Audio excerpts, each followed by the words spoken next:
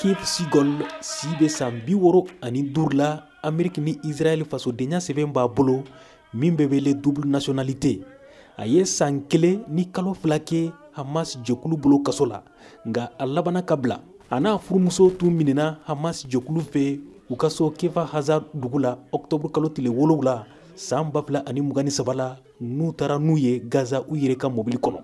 Aviva n'o y'a furumuso ye kɔni bilara kabini novembre kalo la san 2023 la wa a ye wulikajɔw caya kosɛbɛ walasa a furuke ka bila. Sigol n'a somɔgɔw ye ɲɔgɔn sɔrɔ a y'a min k'a den fana bɛ balo la nka Amérique jamanaden 2 bɛ kaso la Gaza hali bi a jirala ko mɔgɔ 4 wɛrɛ sara. Hafter Calderon Faransi ni Israël fasodenya sɛbɛn b'a fana bolo ani Israël jamanaden Yarden Bibas bilara nka Bibas muso n'a dencɛ 2 minɛnen bɛ Hamas bolo hali bi. Hamas jɛkulu y'a jira ko Israël kɛlɛbolo muguciw y'a dencɛ 2 ninnu faga nka Israël marabagaw m'o sɛnbɛntiya fɔlɔ. Sisan walasa kɛlɛ in ka dabila o bɛnkan hokumu kɔnɔ Israël jamana ye Palestine kasoladen caman bila. Israël marabagaw ye Arafa dugu sira da yɛlɛ fana Egypte ni Gaza cɛ n'o b'a to Palestine kasoladen 50 bɛ tɛmɛ don o don walasa k'u furakɛ ka ɲa i n'a fɔ a laɲinina cogo min na.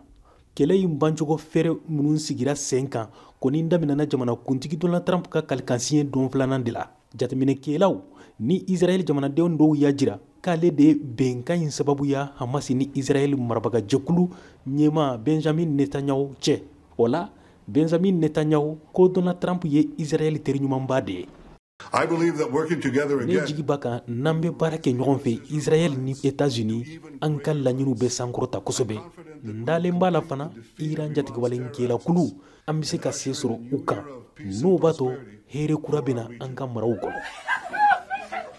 Kumaɲɔgɔnyaw ta ko 2nan bɛ sen na walasa kɛlɛ in ka ban Israël ni Hamas cɛ. O waati kɛlɛ in na Netanyahu bɛna kɛ ɲɛmafɔlɔ ye ni États-Unis jamanakuntigi Donald Trump bɛna a bisimila Maison Blanche la kabini a ye fanga ta. Israël ni Hamas ka kɛlɛ in banni ko kumaɲɔgɔnya ta ko 2nan b'a jira ko Israël kasoladenw bɛɛ bɛna bila. O la kɛlɛ in bɛna jɔ Gaza ani Israël cɛ ani Israël kɛlɛbolo bɛ taa ka bɔ Gaza fana. Nka a bɛ komi sika bɛ Benjamin Netanyahu dusukun na ka ɲasi halisa laɲiniw ma. Gayel Tashir ye politiki dɔnbaga dɔ ye ani kalanfa dɔ Hebraïque sanfɛ kalanso la Jérusalem.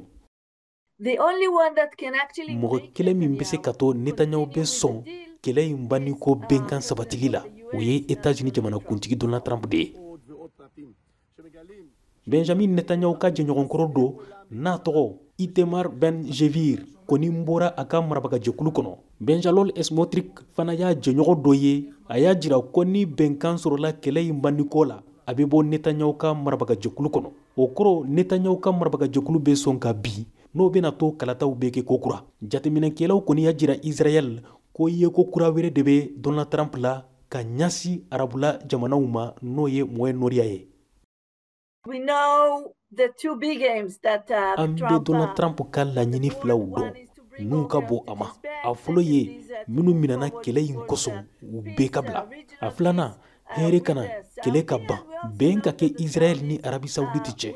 O dun tɛ se ka kɛ ni Palestine ma sen don a la.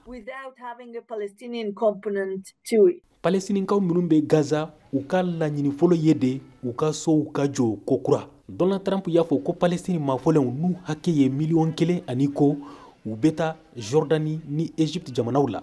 Nka ni hakilina in ni jamanaw ni Palestinikaw bolo o tɛ se ka kɛ.